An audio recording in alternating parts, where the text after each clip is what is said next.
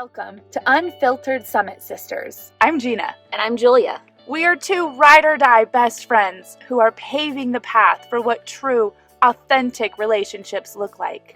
We're facing hardships head-on, having real, uncensored conversations, supporting each other's growth, and shining a light on true, raw healing. We are navigating the world the best we know how. Having a hell of a time doing it. Laughing every step of the way. Through the rain and sunshine. This is Canyon Culture. Hi, welcome back to Unfiltered Summit Sisters. Today we have an episode that I'm kind of excited to talk about because it's going to be a little braggy. Yeah. And I'm fine with that. Yeah. So, both Julia and I are kind of badasses. If you haven't already caught on. Yeah. We kind of crush life. We do. Either we are crushing life or life is crushing us. It's one or the other. One of the two. No in between. So we've both been single moms for 4.5 years, but we've also been independent for a long time because our marriages didn't offer a lot of support in areas. Yeah. Yeah. But so since the divorce, let's just go there. Okay. What are some of either, like, you can either rattle off a list or tell us some of your favorite, like, fixes that you've done that you've been so proud of? I think we go back and forth. Okay. Okay, so, I mean, by far, one of the most badass things that I've done, and I did it with you, we did it together, was taking apart my entire car. So I drive a 12-passenger Nissan NV. Yeah. So literally took out all 10 seats in the back, took out all 10 seats, took apart all of the panels, took the headliner out, tore out the whole rear AC system. Yep. And put in an entire new rear AC system. Yeah. And then also replaced the rear motor blower. And that was definitely the most. It was a big project. That's one of the best badass things that we've done. We took everything apart the night before. Yep. We did it in 2 days. And then the next day is when we installed everything, and we had a brand new rear AC system that we installed ourselves. That was a pretty good one because that was a big project. Yes. And if you didn't follow the steps really meticulously, we messed up. I messed up, and we had to go get more parts. Mm-hmm. But yeah, that was a good one. But we figured it out. Yeah, we did. I installed an entire freaking AC system in a 12-passenger van, baby. Yeah, and now it works amazing. Yeah, it does. For the 60-degree weather that we have in June. It's fine. At the end of June. I don't know what's happening. I don't know. No, that was a good one. And I hate that we have, like, zero documentation of it. I know. Okay, so on Instagram or on social media, we should just have pictures of all the things that we've done we have pictures of. Okay. Okay, my next one, my car repair. I have done oil, brakes, tires, lights. I fixed my AC. Yep. So, like, there's been I've done a lot of work on my car. Mm-hmm. And that's one that I'm like, I love when I'm in my driveway and I've got my tools everywhere and I'm underneath with my leggings and my Converse sticking out. And people are like, what are you doing? And I'm like, I'm changing my oil. And they're like, for real? Yeah. I'm like, yeah. Or like, I'm changing my brakes. And they're like, by yourself? I'm like, hell yeah. But my favorite is after I changed my brakes, I would stop. I was like, kids, you're welcome. We stopped because of me. Right. I installed them correctly, so you're welcome. You're welcome for not dying. Like, there's still times where I'm like stopping. I'm like, oh my gosh, I can't believe I did that. That was me. Okay, you're next. Okay. I would say another big one that I was really proud of was the dryer at one of the houses that we lived in. Had the original, it was a gas dryer, and the copper piping was the original copper piping, and it did not fit my dryer. So I tried to get an adapter to hook onto the pipe coming out of the wall so that it would hook onto my dryer. And ultimately, I needed to switch out the piping in the wall. Now, this one felt intimidating because I'm working with gas. Yeah. Right? Yeah. And so I did call my dad in for that one. But he taught me how to turn the gas off to the house. Mm-hmm. He taught me how to check to make sure it was actually off.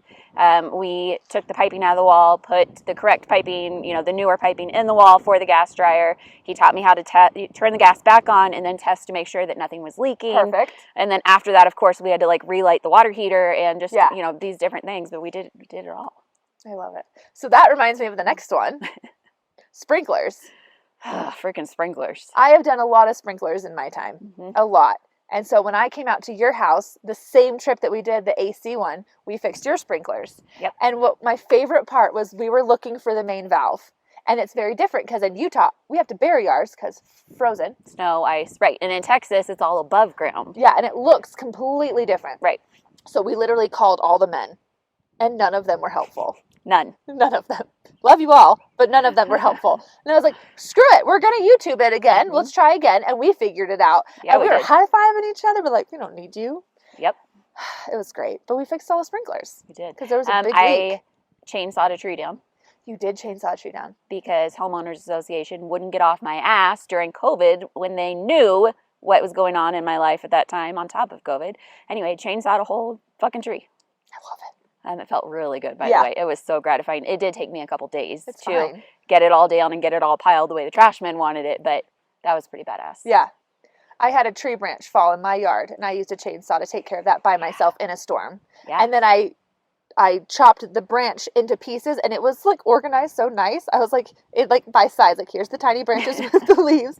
And neighbors were like, that is the cutest little pile of wood. That's how you know a woman did it. Exactly. I was like, yeah, absolutely. But yeah, I don't feel like that was a big one, but that's the thing. There's so many things that women would sit there and be like, oh, I don't know what to do. And we're just like, you do it. Yeah. I've installed fans, which are not that hard to do. I've installed dishwashers, washers, dryers, replaced GFIs. I replaced 15 lights in my house. My landlord okayed us getting new light fixtures in the entire house. Please tell me you made them all the same light bulb, because sweet Lord Jesus, why do we have to have 50 different light bulbs in one house? I don't know. But yeah, I did. Okay, one of my favorite memories was same trip with the AC and the sprinklers. Yep. I'm at your house.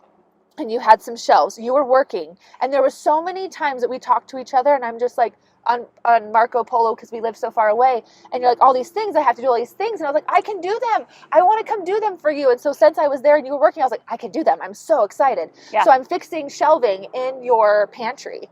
So your sister was there, and she was watching me, and she was just like, so did you learn this like before the divorce, or did divorce create this? And I just said, I was like, listen, I am my dad's favorite son. And she thought that was hilarious. But I think that's it. Like, I think the biggest thing, like our list goes on, by the way, because I've done dishwashers, washers, and dryers. I had to replace all kinds of things in my dryer. Like, I had to replace my washing machine just a couple weeks ago, and I was pissed. Yeah. Because I replaced a bunch of stuff in it, and none of it fixed it. I was so mad. I was like, no, I need to fix it. This is like a 15-year-old washing machine. Right. It could replace is probably the right thing. But I was like, no, we fix things here. Right. But I just think my favorite thing is we see what needs to get done, and we do it. Mm-hmm. And I love that. Right. Yeah. Yeah, I mean, we could go on and on about how many things we fixed. Like my resume right now. I know. It's insane. I know. Like plumber. Yeah.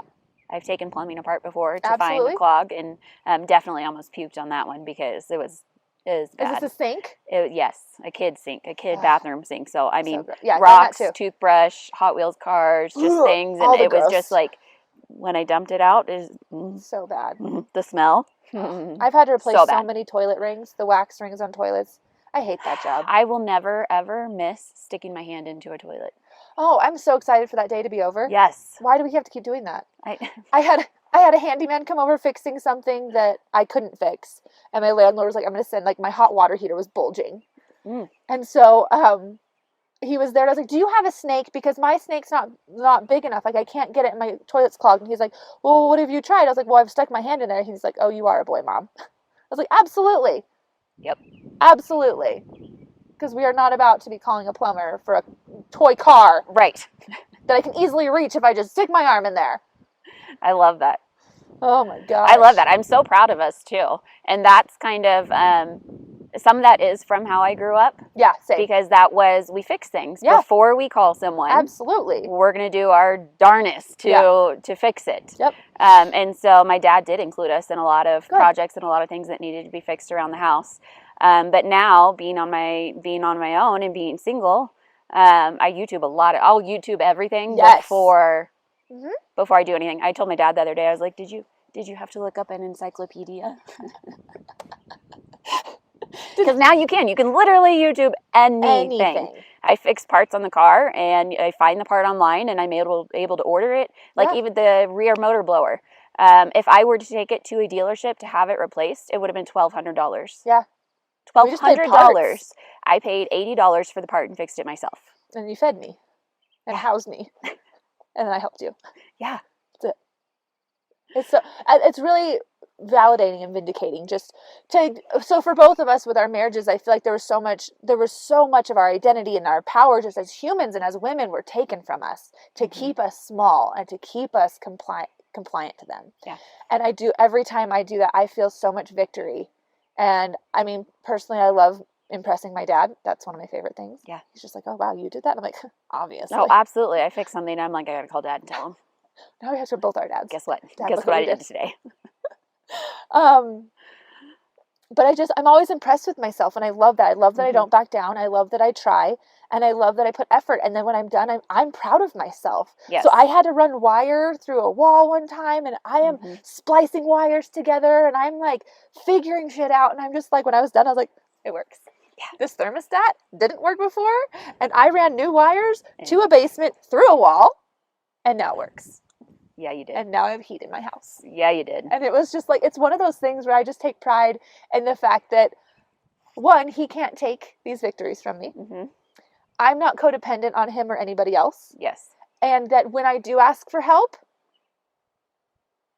and I do feel there might be some toxicity in this here, but like I feel like I have to do all I can do before I ask for help because as single parents, we have to rely on people so much. Right. I don't want to drain my resources for replacing an outlet or replacing a light bulb or whatever, fixing a door jamb. I want to use them for when my hot water heater is busted, my dryer's busted, my kids are busted, my job is busted, and I need to do all of, you know what I'm saying? And yes. Somebody else to take something. Yes. I wait for that. And some people are like, no, you need to ask for help. And I think this comes from people who aren't single parents. And I think that's something that it would be good for people to understand is that yes, people want to help, but you also have to understand how much we have going on. Right. And that if we asked for help for everything, we would drain our resources wicked quick. For real. So supporting us and wanting to help us is so great. And I love that we have people in our community that are like, let us help, let us help, let us help.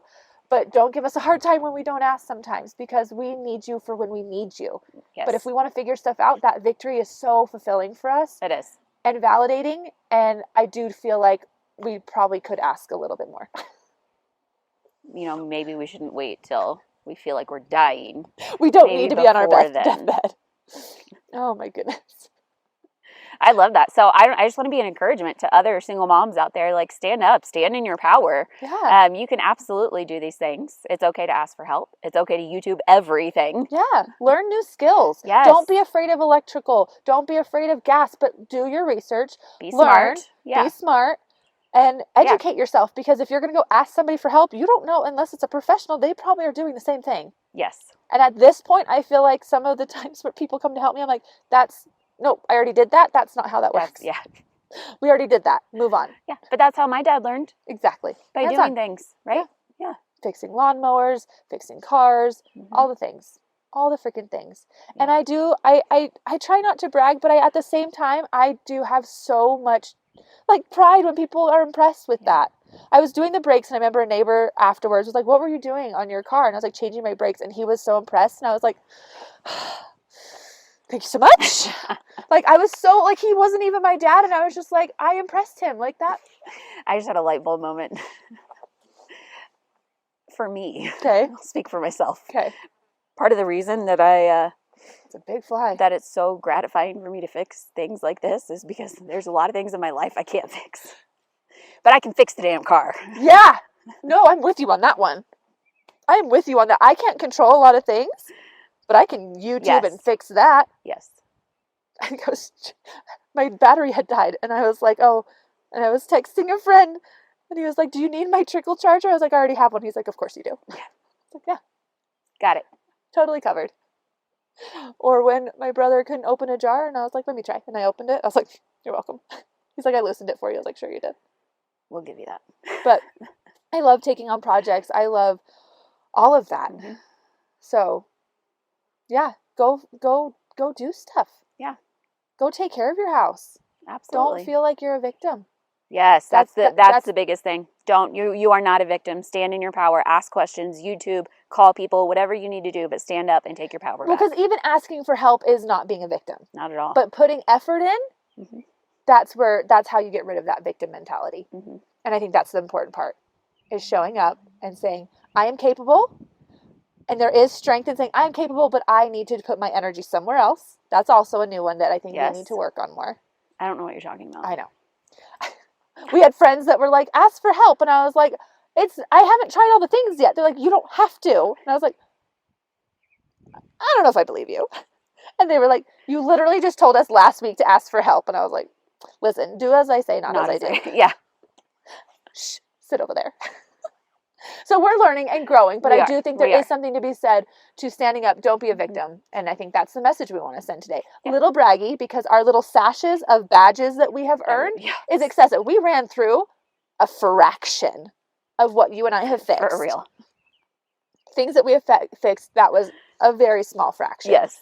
But I think the biggest message is just take your power back. Don't be a victim. And enjoy the victory when you do fix something. High five yourself. Yeah, let's go. And tell people, like, guess what I did today? Yes. I changed 15 lights in my whole house by myself. I love it. Yeah. Okay, what are you grateful for? I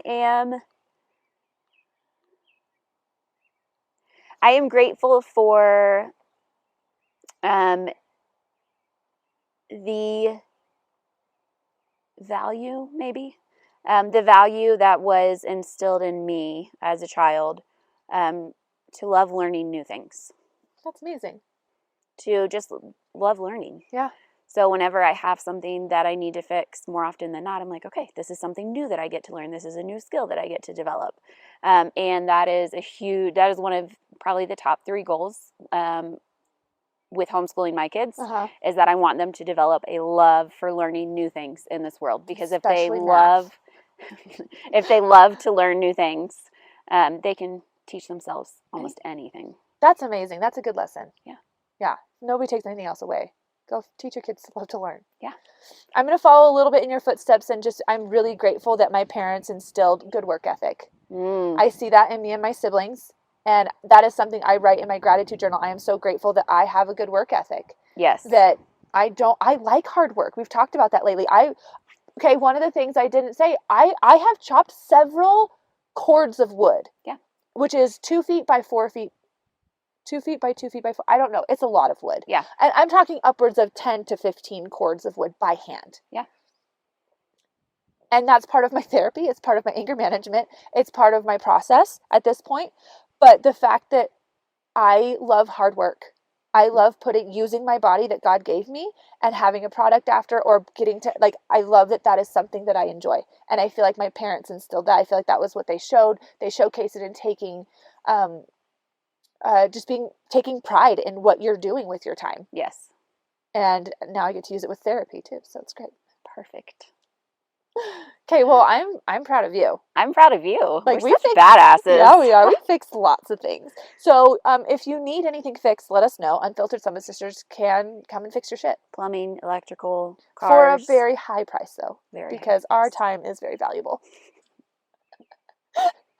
All right, well, we'll see you guys next week. Done. Thank you for listening to this week's episode of Unfiltered Summit Sisters. Come join us on Instagram, Facebook, and TikTok to get a sneak peek into our lives. It's beautiful, chaotic, crazy, and fun. What else would you expect raising 10 kids? All the links you need are in the show notes. See you next week.